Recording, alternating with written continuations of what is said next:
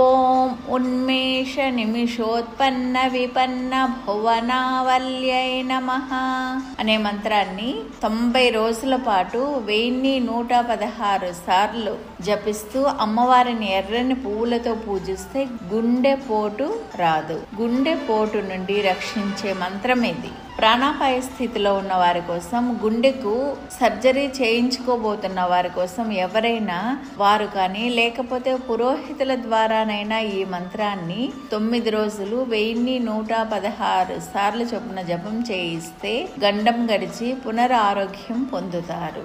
రోజు యథాశక్తి ఈ నామాన్ని జపిస్తే హృదయం సరిగా ఉంటుంది, ఆరోగ్యం లభిస్తుంది. ఓం సహస్రశీర్ష వదనాయై నమః.